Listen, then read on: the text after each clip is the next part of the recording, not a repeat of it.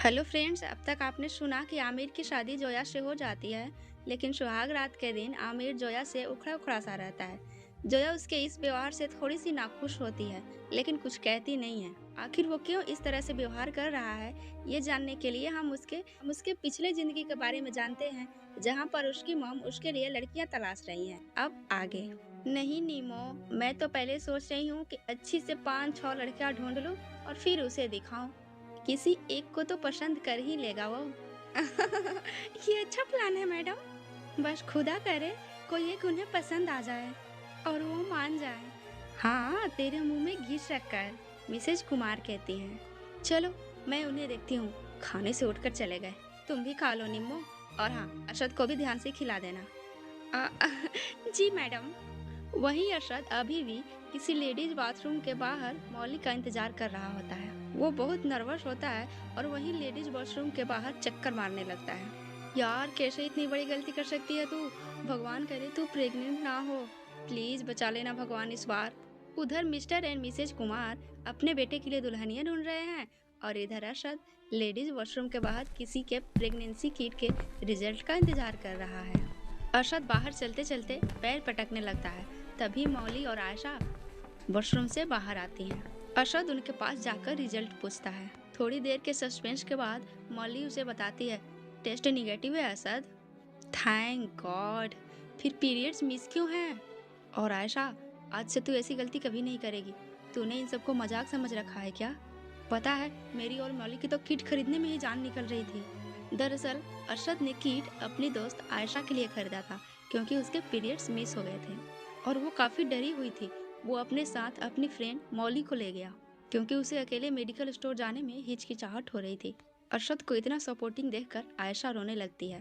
Thank you Arshad, शायद सभी लड़के तेरे जैसे होते। तू लड़कियों की कितनी रिस्पेक्ट करता है। जब मैंने अपने एक्स को बताया कि मेरे पीरियड्स मिस हो गए हैं, तो उसने मुझे हर जगह से ब्लॉक कर दिया। और तुझे मौली ने जैसे बताया, तू किट लेने चला गया। तभी तो मैं इसकी दोस्त हूँ। अरशद सच में बहुत अच्छा है, मौली बोलती है। ये सब मुझे बड़े भैया ने सिखाया है, तभी ऐसा बोलती है। तू हमेशा उनकी बात करता है, कभी मिलवा भी दे यार। हम भी तो मिले तुम्हारे बड़े भैया से। हाँ, मैं तो दीवानी पहले ही हो गई हूँ उनकी। मिलूंगी तो पता नहीं कैसे संभालूंगी खुद को। इतनी तारीफ करते हो तुम उनकी, जैसे कोई राजकुमार हो। इसलिए तो नहीं मिलवाता, कहीं पागल हो गई तो। वैसे दोस्तों, 12 बज गए हैं, डैड गुस्सा होंगे, इसलिए मैं तो चलता हूँ। और आयशा, तुम अपना ख्याल रखना। मैं भी चलती हूँ साथ में, मुझे भी घर ड्रॉप कर देना। तभी मौली कहती है। और इसी तरह अरशद और मौली अपने अपने घर पहुँच जाते हैं। अगले दिन मिसेज कुमार फिर से किटी में जाती है। क्या तुमने फोटो देखी मेरी भांजी की? किटी पार्टी में मिसेज मेहरा मिसेज कुमार से पूछती हैं। हाँ, देखी। मिसेज कुमार मिसेज मेहरा से कहती हैं, वैसे मिसेज मेहरा, तुम्हारी आदत कब जाएगी बढ़ा चढ़ाकर बातें करने की? ये सुनकर पास बैठी किटी मेंबर्स सभी हंसने लगती है। कभी नहीं, मिसेज मेहरा का मुंह बन जाता है। अब पसंद ना आए तो मैं क्या करूं? वैसे मेरी भांजी में कोई कमी नहीं है, माना कमी नहीं है और किसी में होती भी नहीं है, लेकिन शिमी को अपने बेटे के लिए जैसी बहू चाहिए वैसी तो नहीं है। ये बात मिसेज कुमार की बेस्ट फ्रेंड मिसेज बत्रा कहती हैं। ओह, तो फिर तो मिसेज कुमार को चिराग लेकर ढूंढना पड़ेगा। सही कहा, वो हूर की परी मैं चिराग लेकर ढूंढूंगी तभी मिलेगी। हल्का सा मुस्कुराते हुए मिसेज कुमार बोलती हैं। हेलो बेटा, मिसेज कुमार कहती हैं। हेलो आंटी, कैसी हो? नाम क्या है बेटा तुम्हारा? जी, आ, वो मेरा नाम आयुषी है आंटी। सॉरी आंटी, मैंने आपको पहचाना नहीं। आप कौन? आ, अरे लो बेटा, नहीं हुआ जानती तो क्या हुआ, अब जान लो। जान पहचान बढ़ाने में कौन सा ज्यादा टाइम लगता है। सही कहा ना? सही कहा आंटी आपने। मैं सिम्मी हूँ, जिसे सब मिसेज कुमार कहते हैं। और वहाँ वो जो ग्रुप है ना, मैं उसकी मेंबर हूँ। You know that society group. हम यहाँ अक्सर आते रहते हैं किटी पार्टी करने के लिए। पर तुम्हें यहाँ बेटा पहली बार देखा है? ओह हाँ आंटी, मैं यहाँ फर्स्ट टाइम आई हूँ। लगता है बहुत ही अच्छा कैफे है। यस बेटा, बहुत अच्छा कैफे है, मिसेज कुमार ने कहा। और तुम्हारा नाम भी अच्छा है। वैसे बेटा तुम करती क्या हो? जी आंटी, मैं स्टडी करती हूँ। अब अभी कंप्लीट हुई है। And thanks for the complement. आपका नाम भी बहुत अच्छा है। आरुषि कहती है। ओह अच्छा, पढ़ी लिखी हो, काम भी आते होंगे ना सब, जैसे खाना बनाना ये सब। मिसेज कुमार एकदम एक्साइटमेंट में पूछ रही थी। तभी पीछे से आवाज़ आती है। जी आंटी, खाना तो ऐसा बनाती है कि खाने वाली उंगलियां चाटने के बजाय प्लेट ही खा जाए। ऐसी बात है क्या? और बेटा, आप आयुषी के कौन हैं? बड़े भाई या छोटे भाई? वहीं दूसरी तरफ अशद कॉलेज अटेंड करने के बाद अपने दोस्तों के साथ पार्क में बैठा होता है। तभी उसका फ्रेंड जसन, कल जो उसके साथ क्लब में था, उससे सवाल करने लगता है। हालांकि उसे आयशा वाली बात पता नहीं थी। यार तू ये रोज सवाल क्यों पूछता है? जब भी अशद हमारे साथ क्लब जाता है उसके अगले दिन ही जसन से मौली पूछती है। ये जानता है ना कि मैं कहूँगा कुछ नहीं कहा, कूल है मेरे डैड यार। कभी कभी कहते हैं, बाकी ऊपर नीचे होता है तो मॉम संभाल लेती हैं। इसे कुछ चटपटा सुनना होता है ना, मेरे पास नहीं मिलता है इसे वो। जशन की ओर देखते हुए हंसते हुए अरशद ने कहा, मैं सोचता हूँ कुछ तो अलग हो यार, पर इसका तो हमेशा शेम रहता है। मेरी मॉम तो मेरी साइड ही नहीं लेती कभी, बल्कि सबसे ज्यादा तो वही डांटते हैं। और मेरे डैड, वो तो उनके सामने भी चुप ही रहते हैं। अरशद और मौली जसन की बातें सुनकर हंसने लगते हैं। तुम तो लड़की हो मौली, तुम्हारे घर वाले कुछ नहीं कहते क्या? लड़की हुई तो क्या हुआ, मेरी तो मॉम नहीं है ना। तुझे तो पता है मेरे डैड ही हैं। He is very sweet. Mom होती तो पता नहीं, फिर भी वो मुझे बाहर जाने से रोकती। कम से कम पूछती कहाँ जा रही है। जब मैं लेट से घर जाती तो भी पूछती कहाँ थी अब तक। पर ये सब मेरे लाइफ में नहीं है, इमोशनल होकर मौली कहती है। तभी अरशद उसे गले लगा कर कहता है, यार तू भी ना तेरे डैड जैसी ही बहुत स्वीट है। तुझे तो पता है ना, तेरे डैडी तेरे मम्मी पापा दोनों हैं। मौली मुस्कुराते हुए कहती है, हाँ सही कहा, वो मुझसे बहुत प्यार करते हैं और मैं भी उनसे बहुत प्यार करती हूँ। वैसे इस अरशद को ना बस गॉसिप चाहिए, मौली बोलती है। तभी अरशद मौली को ताली देते हुए बोलता है, मेरी मान, जशन तू ना मेरी मॉम का किटी ग्रुप ज्वाइन कर ले, वहाँ तुम्हें खूब चटपटे बातें सुनने को मिलेंगी, खूब तड़के वाली। और तीनों हंसने लगते हैं। तभी मौली अरशद से कहती है, अरशद अपने भाई के बारे में कुछ बताओ ना। तुम बहुत बातें करते हो उनकी, कैसे दिखते हैं वो, कैसे बोलते हैं, आई मीन उनके बोलने का स्टाइल कैसा है, क्या करते हैं वो, कुछ तो बताओ। क्या करोगी जानकर? तुम्हें प्रपोज करना है क्या मेरे भाई को? मौली की ओर देखते हुए मुस्कुराते हुए अरशद कहता है, यार बता भी दे अब। जशन कहता है, प्रपोज के लिए पहले पता भी तो होना चाहिए कि वो इंसान कैसा है। अब बता भी दे यार प्लीज। तू अपने भाई के अराउंड ऐसे सस्पेंस क्यों क्रिएट कर रहा है? इधर कैफे में सिमी जी आरुषि से दोबारा पूछती हैं, बताना बेटा कौन है, बड़े भाई या छोटे भाई? सिमी जी की ये बात सुन दोनों हंसने लगते हैं। तभी आरुषि जवाब देती है, आंटी ये वीरेन है, मेरे होने वाले हस्बैंड, जिनसे मेरी तारीफ जब मर्जी तब करवा लो, हमेशा तैयार रहते हैं। क्या? और ये शिमी आंटी है, बहुत ही अच्छी हैं। वीरेन से आरुषि बोलती है। क्या हुआ आंटी, क्या सोच रही हैं आप कुछ नहीं बेटा, आप लकी हो, आपको इतनी प्यारी लाइफ पार्टनर मिल रही है। इतना कहते ही शिमी जी वापस अपने किटी ग्रुप की तरफ चल दी। उन्हें पता था मिसेज मेहरा उन्हें ताना देंगी। क्या हुआ, ये भी पसंद नहीं आई क्या? पता नहीं किसका नसीब जुड़ा है मेरे बेटे से। ओए चलो कोई बात नहीं, जो भी होगी बहुत खास होगी, जिसकी तू सास बनेगी। चल अब पत्ते खेल थोड़ी देर। नहीं मैं जाती हूँ घर, तुम सब खेलो। और सब रुक जाओ कहकर मिसेज कुमार को रोकी लगती हैं और सारी लेडीज कैफे में बहुत देर तक चिल करती हैं। वहीं अरशद अब भी अपने दोस्तों के साथ ही होता है और फाइनली अपने भाई के बारे में बताता है।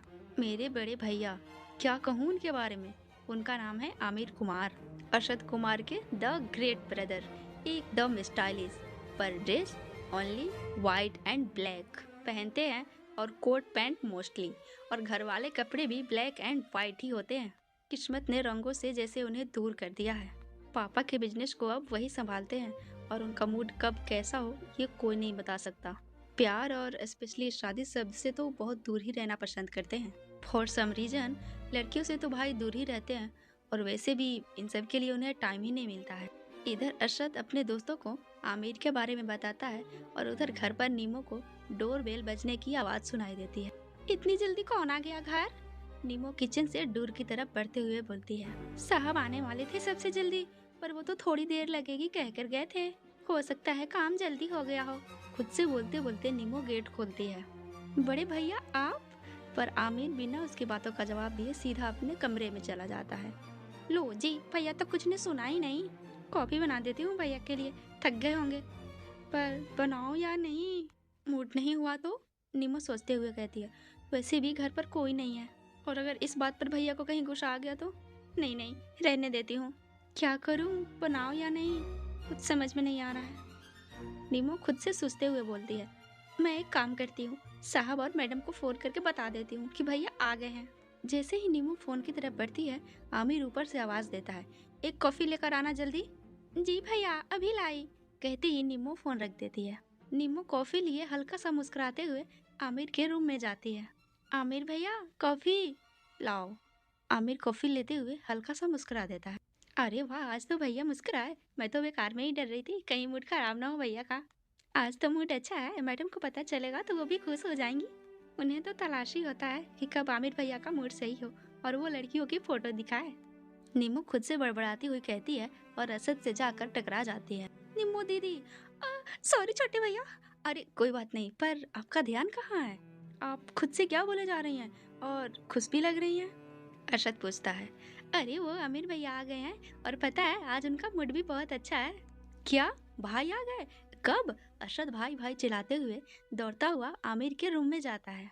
भाई आप आ गए, कब आए आप? आपने बताया भी नहीं। आपको पता है मैं आपको कितना मिस करता था, कहते हुए अरशद आमिर के गले लग जाता है। अरे अरे छोटे, सांस तो ले ले। मैं ठीक हूँ, और तू बता, तू कैसा है? स्टडी कैसे चल रही है? एग्जाम आने वाले हैं तेरे। हाँ भाई, कर रहा हूँ पढ़ाई, और थोड़ी सी मस्ती भी, ज़्यादा नहीं। ओके गुड, चलो मुझे थोड़ा सा काम है, अब तुम जाओ यहाँ से। आमिर ओके तुम चलो, मैं एक कॉल अटेंड करके आता हूँ। ओके भाई, कहकर अरशद वहाँ से चला गया। इतने में मिस्टर और मिसेज कुमार भी लंच के लिए घर आ जाते हैं। जब असद उन्हें बताता है कि थोड़ी देर में भाई नीचे हमारे साथ लंच करने के लिए आ रहे हैं, तो वे दोनों बहुत खुश हो जाते हैं। इतने में निम्मो कहती है, मैडम जी आज तो मैंने सब कुछ भैया का फेवरेट बनाया है। ये तो बहुत अच्छी बात है निम्मो दीदी, अरशद कहता है। और सब डाइनिंग टेबल पर बैठे आमिर के रूम की ओर नजरें लगाए हुए देखते हैं कि वो कब बाहर निकलेगा और नीचे आएगा। तभी फोन पर बात करते हुए आमिर नीचे आता है। मैं बाद में कॉल करता हूँ, कहता हुआ वो डाइनिंग टेबल की ओर जाता है तो सभी खुश हो जाते हैं। कैसा है मेरा बेटा? सिमी पूछती है। मॉम डैड, मैं ठीक हूँ, आप बताओ? हम भी ठीक हैं बेटा, मिसेज कुमार कहती हैं। हमें तो पता ही नहीं था कि आज तुम आ रहे हो, मिस्टर कुमार कहते हैं। आई नो डैड, मॉम अपनी किटी में गई होंगी और आप काम से बाहर गए होंगे। चलिए आप खाना खाते हैं। बड़े भैया आज मैंने सब आपका फेवरेट बनाया है। थैंक्स, पर दो तो निम्मो। अमीर खाना खाने लगता है तो सब उसी को देखने लगते हैं। क्या हुआ? अमीर खाते खाते पूछता है। कुछ नहीं बेटा, आज तुम हमारे साथ खाना खा रहे हो तो बहुत खुशी हो रही है, बहुत ही अच्छा लग रहा है, मिस्टर कुमार कहते हैं। आप सभी खाइए, आप सभी खाइए ना। और सभी खाने लगते हैं। मिस्टर कुमार सोचते हैं, आज कितना अच्छा दिन है, आज बहुत दिनों बाद सब एक साथ खा रहे हैं। मिसेज कुमार सोचती हैं, मूड अच्छा है, रिश्ते की बात कर लेती हूँ, क्या पता हाँ कह दे। आमिर, मुझे तुमसे कुछ बात करनी है। जी कहिए। बेटा वो मैंने कुछ लड़कियों को सिलेक्ट किया है तुम्हारे लिए, बहुत ही अच्छी है, कोई एक पसंद कर लो। मॉम, हाँ बेटा अभी दिखाती हूँ पिक। डैड, फिर से नहीं। मॉम मुझे कोई फोटो नहीं देखनी। आमिर सारा खाना वैसे ही प्लेट में छोड़कर अपने कमरे में चला जाता है। मिस्टर कुमार भी सिमी जी से नाराज होकर चुपचाप उठ जाते हैं और सिमी जी लड़कियों के फोटोज के साथ टेबल पर ही बैठी रहती हैं। अगली सुबह सिमी जी जितने भी लड़कियों के फोटो थी सब टेबल पर सजा कर रख लेती हैं। ये क्या है? मिस्टर कुमार पूछते हैं। OMG, मॉम फिर से? अरशद इन सबको देख परेशान हो जाता है। लगता है आज मैडम फुल तैयारी में है, निम्मो कहती है। हाँ, आज तो मैं हाँ करवा कर ही रहूंगी।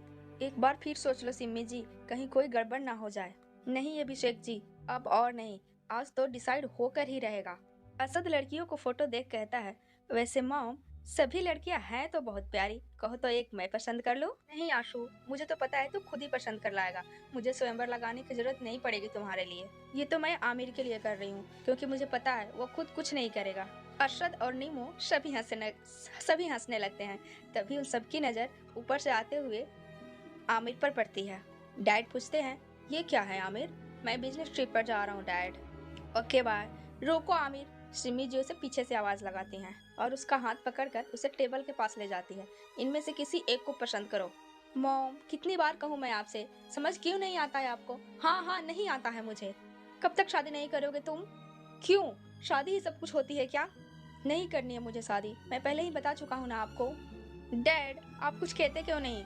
खुद को दोनों माँ बेटे के बीच फंसा देख अभिषेक जी आमिर को समझाते हैं। बेटा, तुम्हारी खुशी के लिए तो कह रही है तुम्हारी मॉम।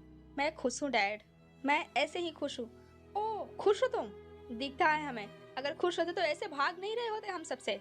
काम का बहाना करके अपने परिवार से दूर रहना चाहते हो। किसी के चले जाने से जिंदगी नहीं रुकती है। कब तक ऐसे रहोगे? कहाँ है वो मेरा पहले वाला आमिर? माँ, बाय। किसी के आगे कुछ न सुनकर आमिर अपना बैग उठाकर बाहर जाने लगता है। हाँ हाँ, तुम चले जाओ अपने बिजनेस ट्रिप पर। तुझे लगता है ना कि ऐसे भागने से तुम सच से बच जाओगे? जिंदगी अकेले नहीं कटती आमिर, हम सबसे दूर रहते हो। घर में होकर भी लगता है जैसे तुम घर में नहीं हो। कभी बैठकर बात नहीं करते हमसे। क्या लगता है तुम्हें कोई फर्क नहीं पड़ता हमें? शिम्मी के इतना चिल्लाने से उसकी सांस रुकने लगती है, उसका सर घूमने लगता है और वो जमीन पर गिर जाती है। अरशद भाई चिल्लाते हुए शिम्मी की ओर दौड़ता है। मॉम, मॉम, अब ठीक तो है ना मॉम? असम कहता है, मैडम, मैडम। निम्मो कहती है। आमिर दौड़ता हुआ आता है। मॉम, मॉम, निम्मो, पानी लाओ जल्दी से जाओ। मिस्टर कुमार कहते हैं। मिसेज कुमार बेहोश हो जाती हैं। पानी छिड़कने पर भी उन्हें होश नहीं आता। जल्द ही उन्हें हॉस्पिटल ले जाया जाता है। अभिषेक जी एम्बुलेंस में आते हैं तो अरशद और आमिर पीछे से अपनी गाड़ी में। दोनों ही हॉस्पिटल पहुंचकर सबसे पहले मॉम के बारे में पूछते हैं। डैड, क्या बोला हो डॉक्टर ने? डॉक्टर अभी चेक कर रहे हैं। तभी आमिर कहता है, डैड, मॉम को समझाओ ना, ये कैसी चीज है? क्या समझाएं बेटा, वो भी तो गलत नहीं है ना। हम सब तुम्हें खुश देखना चाहते हैं, पर तुम्हें पता नहीं कब समझ में आएगा। मैं ये नहीं कह रहा कि तुम शादी करो, पर तुम जो कर रहे हो वो भी तो ठीक नहीं है ना। इतने में डॉक्टर वहाँ आ जाते हैं। डॉक्टर कहते हैं उन्हें सदमा लगा है और ये दोबारा नहीं होना चाहिए। अभी वो रेस्ट कर रही हैं और जल्द होश आ जाएगा। वो ठीक तो है ना? आमिर कहता है। हाँ, अभी के लिए तो वो ठीक है, पर ध्यान रहे वो कोई टेंशन ना ले, नहीं तो मैं कुछ नहीं कह सकता। डैड आमिर की ओर देखते हैं और गुस्से में बोलते हैं, टेंशन ही तो उन्हें खाई जा रही है। अभिषेक जी और असद सिमी को देखने के लिए चले जाते हैं और आमिर हॉस्पिटल से बाहर चला जाता है। उसे कुछ समझ नहीं आ रहा था वो क्या करे क्या नहीं करे। वो अपनी कार के अंदर बैठ जाता है और सारी विंडोज ऊपर कर लेता है और जोर जोर से रोने लगता है।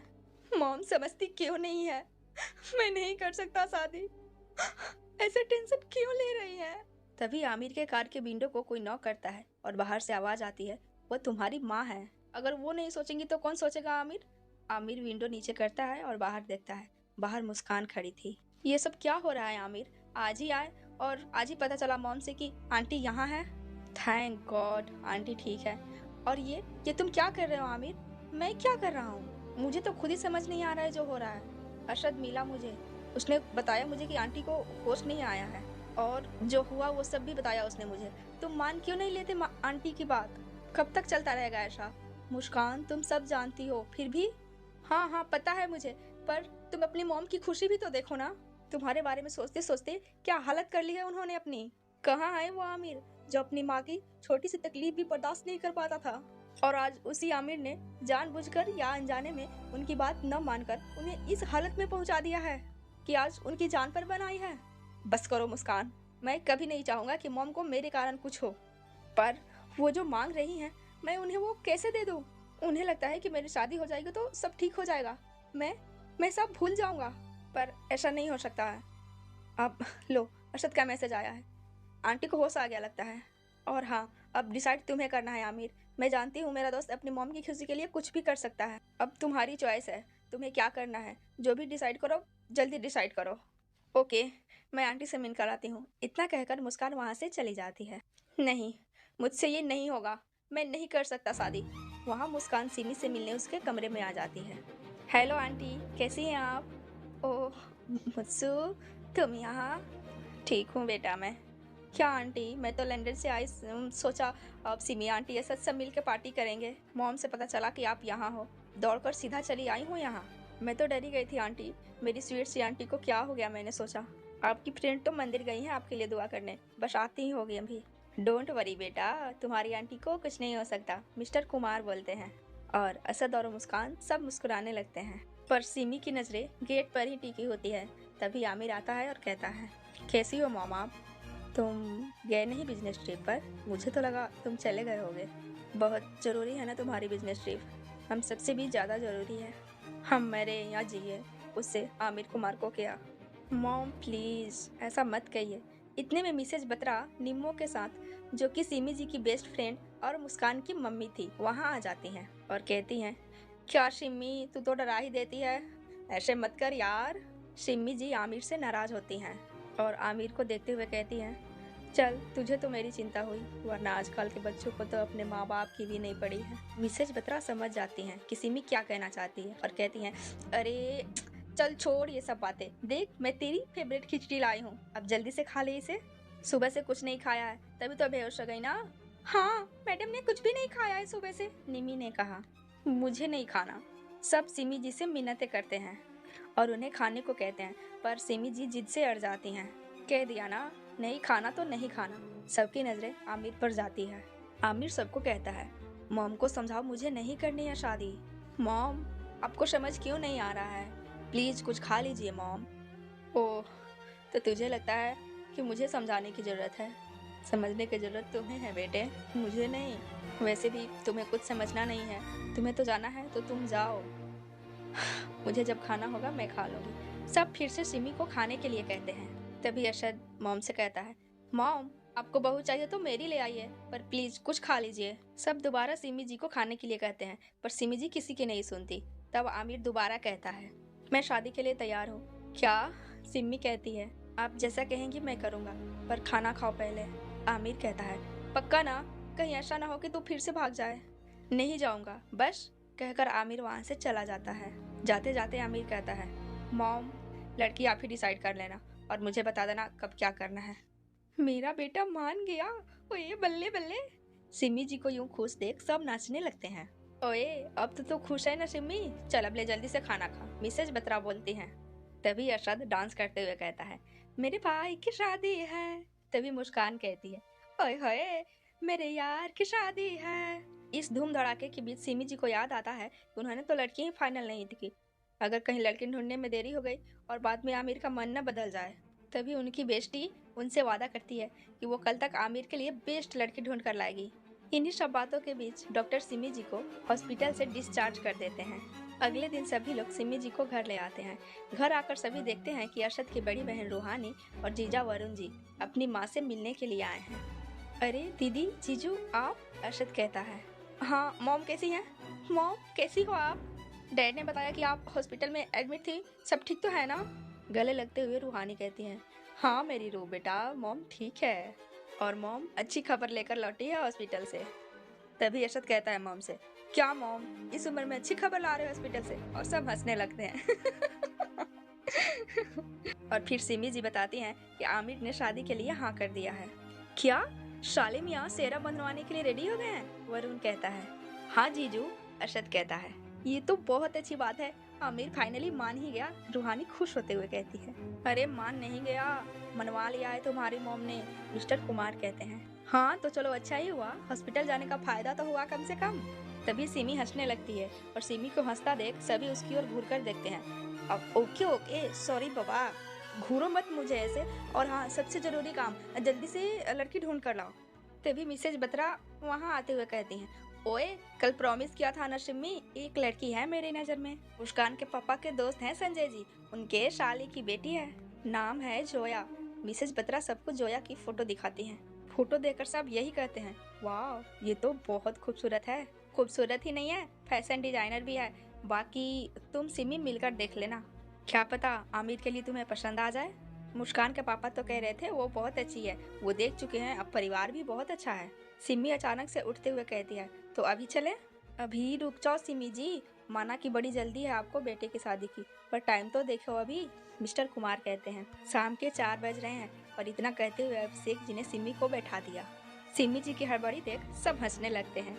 वहीं दूसरी तरफ दिल्ली के मशहूर कॉलेज के बाहर 3rd ईयर के बच्चे 1st ईयर के बच्चों की रैगिंग कर रहे थे और कुछ ही को पर्सनल फ्रेशर पार्टी में बुला रहे थे। तभी कॉलेज से जारा आती है और उन लड़कों से दूर खड़ी हो जाती है।